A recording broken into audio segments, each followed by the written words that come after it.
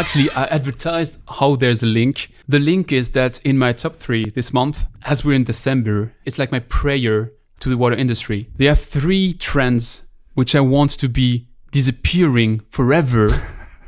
And you'll see that there's a link to what we said last year. Last year, we said that the trend we wanted to see like stop and disappear is people saying, oh, 2.2 billion people are lacking water. Hence, here is my thing, which has nothing to do with it, but that's the way I present it. Yeah. So that's what we discussed. And a bit into the same direction, there is my number 3, which is I want to stop hearing about the 40% lacking water, because that is too easy. I mean, everybody takes that. Me the first. I include myself fully into that. We take that 2015 report from the World Bank and the OECD, from McKinsey, which says that 40% of the water will be missing in 2030. And you see all the big bars, they add up and you see that big gap and say, oh, where will we find that water? And I know we discussed that some months ago, even with Walid at the time, where he said, and he's right, that the world will not dry out. It's just that we will find solutions. So it's about what are these solutions?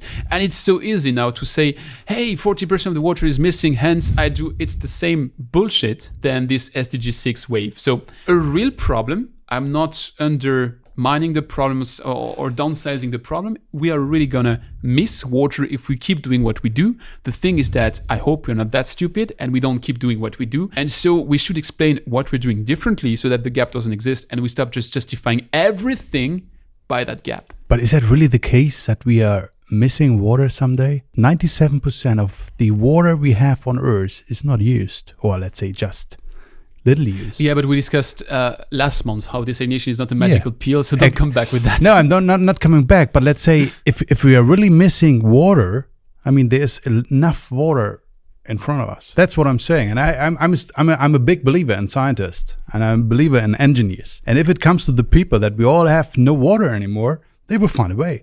We always did. That is our history. Back to the Stone Age, we always found a way to overcome the issue we have. So, and let's say I don't see really. I mean the 40% is a little bit on groundwater and on fresh water, and that we pump back water we use and things like that. I got it. But in principle, we will never run out of water, because water we have enough. We need just to find a clever way how to use it and to. You're even going to the real matter of the problem, which is not really my point. My point is not how do we find a way to solve it, because I'm confident we will solve it.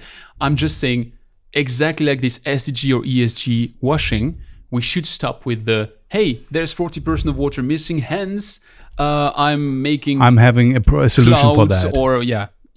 So that is really my point here. It's like, stop just using that as a totem and saying, I'm solving for the totem. So that's one. My number 2 is about digitizing and building your own platform. If that is a trend which could please die in 2023, I would be so happy. The thing you see is whoever and their dog nowadays in the water industry says, I have a process, my process now gets a digital twin which gets somehow in the cloud and also connects to that special platform which I'm building for you, Mr. Customer, and I'm doing everything. I'm building a full vertical, and everything along the vertical is done my way. And then it's like customers look at you and they're like, okay, I have already all those tools out there, and you're saying that for every single tool you're building a vertical, and all these verticals don't speak to another because they are just new silos, digital silos, and that is a pure nonsense. And so many people are doing that mistake, and I'm very, very, very free and open to say that, because I'm working for a company, GF Piping Systems, which did that mistake. We said, people are welding their electrocoupler out there in the field. We put all this information on it. We put traceability, we put welding data, all of that. What if they wanted to save that in the cloud and have all this information? And yes, that is really an added value. But what did we do? We built a GF cloud, and then we rolled it out, and then we went to the customers, and the customers said, hey, awesome guys, we're never going to use that. And I was like, you cry and say, why? We've developed that. We spend millions on that. And it's a huge added value. Yes. But we already have digital tools. Why don't you connect to our existing digital tools? What did we do? We listened to the customer, and we rebuilt our entire system, and we build it into the existing tools of the customers. And I thought maybe we do the mistake because after all, it's new for us to sell services and to go a bit outside of what we really know, the hardware product. And I see it all over the industry. And I'm like, guys, you're supposed to be the clever people. I'm allowed to be stupid. I am stupid, but you are supposed to be clever. So why do you do such a stupid mistake and keep building those verticals? Did you experience it? 5 years ago, I think it was 5 or 6 years ago, I went to a conference in Frankfurt. And exactly what you described happened there. So every supplier came on board and say, I have a solution for that. And I have my cloud and everything from data goes into the cloud and I have access to that. And I was asking these guys, why are you not coming together? Because the customer doesn't want to have 100 clouds that you get the data. The big elephant in the room here is predictive maintenance. That's all what they want to do. They want to have the data that they know, okay, tomorrow they have to replace a membrane and I can deliver the membrane or a pump or a sensor or whatever, that I get more business out of that. That is the only solution. But that is not customer-centric. We are focused on our own. We are focused on our business. Actually, unfortunately, I agree with you.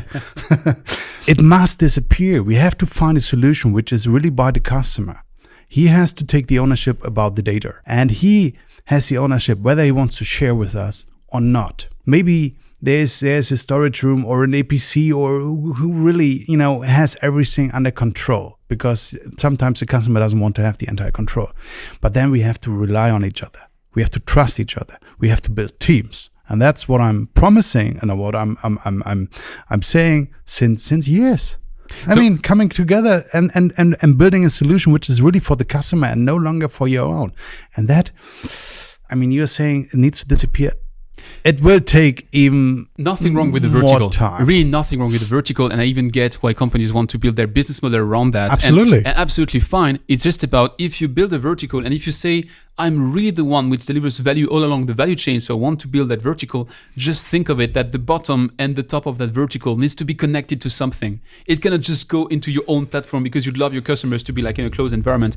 Everybody wants his customer to be in a closed environment. It just doesn't happen in the real world. So if you're doing it still in 2023, sorry for you, you're wasting your time, you're wasting your money, and you're wasting time of your customers to listen to you presenting something they will never use. But look at the digital. Right? We are using Apple, we are using Google, we are using Amazon clouds, and then we have all the apps you can connect to. That you get this app APIs, or this solution based on an API connection, and then you have all the integration. That's how it works. So, the company needs to understand that. But let's say, I don't believe that we will see that over the next 5 years disappear. We don't see that. It's a prayer to the industry. It's really a prayer to industry. Stop it. I've seen it I visited customers 4 or 5 years ago, which were still running MS-DOS on their computer. And the reason why they were still running MS-DOS is that someone had sold them a proprietary SCADA in the 90s, and they were stuck with that SCADA, and they were like, oh, God, why do we have to deal with that in 2020 when, there's so many new things out there, and we are repeating the same mistake. So that's my prayer. That was number 2. I think we agree. Let's move to number 1. And actually, number 1 has something to do with your editorial as well, you'll see. I'm a bit tired, and that's a bit my prayer for 2023. I'm a bit tired of the all things water. Or what? All things water. You take all things water, you put everything in a bucket, and that's water. And if you advocate for water, you advocate with water with a big W, and everything goes into that. Let me be a bit more specific. We're in December. The Formula 1 championship is now just over. And probably you've seen the French car, the Alpine, which is the blue car, which is a bit pink because it's sponsored by BWT. So it's the water car because it's sponsored by BWT. Plus on the side, there's DuPont. So it's the water car. So they must be in favor of water. Then I was watching the Ski World Cup. And the Ski World Cup this year is sponsored by Waterdrop. And when you see the guys starting, there's this drink more water. And it's not about drink more water, it's about Waterdrop selling their water drops, which is just giving taste to water. And so far and so on, and it repeats. And you have Xylem partnering with Manchester City. So for all the people, it's when it comes to water, water is a big bucket. The problem with that is that people miss the point. I was experiencing a couple of shit storms on YouTube recently because people were taking all the problems, putting them in a bucket, agitating them, and then rendering them in comments. I was called a dumb fuck asshole. I was called the stupidest guys which ever existed, and there's a really, really polite way to translate how I was really called. And the reason for that is that people are just mixing everything up. Like you say, people don't have access to water. There's water in the sea, so what's the problem? Or you say, we are releasing pollutants to the environment. If I drink from my bottled water, there's no problem. And the general opinion mixes everything up. And we cannot blame them if we, the water professionals, don't do the effort of explaining very clearly that when you treat wastewater, that's one thing. When you produce drinking water, that's another thing. When you are supplying drinking water to everybody, that's a third, and so far and so on. And my conclusion to that rant is simply, I was reading an article about a region in France which is now reusing wastewater. And the article was explaining they will need to build a new facility and to charge the people for the new facility. And in the comments, people were complaining like, I'm already paying for my drinking water to be treated. Why do I have to pay now for my wastewater to be reused? Because it's a different thing. I mean, Is it about education? it is about communication Communication. and then by extension education, I guess. Okay. Can you give me the source where they had these kind of polite things about you? Because I want You to. want to quote it? Yeah, I can show you. Interesting. I mean, what to say? Yeah, I mean, yes, you're right. I mean, the people they don't get it. They don't get it. They get water from the tap. And the water goes to the sink, and that's all they know. The question is a little bit: who has to educate them? Is it us or is it someone else who has to do that? I mean, Salem, you mentioned Salem with a partnership with Manchester City. They do these kind of program that the football players, you see all the YouTube videos, right? The snippets where Manchester City star is saying something about water, how you can save water. I mean, this is a kind of education, right? Yep. So is it the role by the industry to do so? Or isn't that something which belongs to the government, to the municipalities? That's your magic pill. It's like, oh, municipalities should do that, government should do that. And maybe you're right. Maybe they should. The problem is that I don't see them doing it. And I have a hard time relying on someone else. Why don't we do it as an industry? At GF Piping Systems, we've been sponsoring Henry Ragetti. You know Henry Ragetti? Yeah. No. Who? Henry Ragetti. You're German and not Swiss. In Switzerland, he's pretty famous. He's a skier, like a slopestyle skier, okay. multiple winner of the X Games. Okay. And no, I don't know. the message was, we didn't want him to say like GF is fantastic. We wanted him to say, look, water is precious. And when your drinking water is in a good shape, you want to keep it in a good shape. So you better look after your plumbing system and your full piping system so that that water stays in a good state. So simple messages which are brought to people which are popular, which need some support as well, because I mean, slopestyle skiing isn't the way to become as rich as if you're playing football. It's like a win-win, a good agreement. And it's with this kind of action, of course, if you're Xylem and you have the means to take Pep Guardiola, then even better. So those are going in the right direction. What I'm saying is that on the other end, when you have, and nothing against Waterdrop, I mean, everybody has to do their business. But when the key phrase of Waterdrop is drink more water, and so what? So it confuses people. It really confuses people because what's that message all about? It's about, oh, we are fighting against Coca-Cola, but is that really the point? So the one who has the biggest echo wins. And so far, it's not the water industry which has the biggest echo. It's all the bottled water brands of this world which have the biggest echo. So yeah, but again, then we are back to the point. I mean, we are doing business. I mean, I mentioned that in our last episode. We are doing business and we are supplying to other industries. We are not supplying mostly or very rarely to the end user, to you and me at home. And that's why there is this missing link. And if this company or whoever that is, government or community or municipality, which is in the middle, doesn't communicate right to the end user, then you have this missing link. Imagine the water industry comes and meets marketing professionals, which would have like their company doing marketing for them. Imagine it's you. Oh, wouldn't you help them in crafting the right message so that you bring the right message across? This is what I do, not more, not less, and not save the world. The point is, what is in for them? The key question is always, what is in for me? Call it this way. So if I am a water company, I'm producing pipes, for instance, or a pump.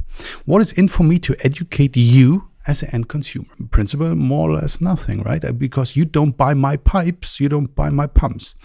The question is, what is in for the municipality to do that? Even very low, because they don't care. The people have to take the water. They don't have any choice. The point is, they don't do that because they don't see the sense in a way as we see it. I think it's a bigger issue.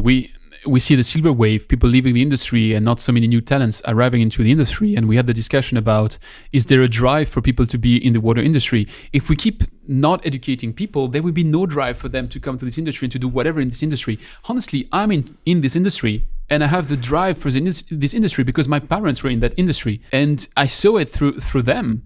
And when I took my daughter to, there was open doors in the wastewater treatment plant, and my wife was like, why do you hate your daughter that much that you take her to the wastewater treatment plant? She loved it, but you have to present it in a cool way so that we're going to see things which is really not what you see every day, which is so cool. Water enters so dirty and it goes out so clean. It's magic what happens in between. But you need to convey the right message to the right people and not just say, oh, water is life. And I keep ranting about the water is life. Yes, water is life, but that's not the message. The key really is for me is who has to educate the people. Who? But we will discuss it in a later show. It's a team sport. You have to do it all together. But you're right. That was...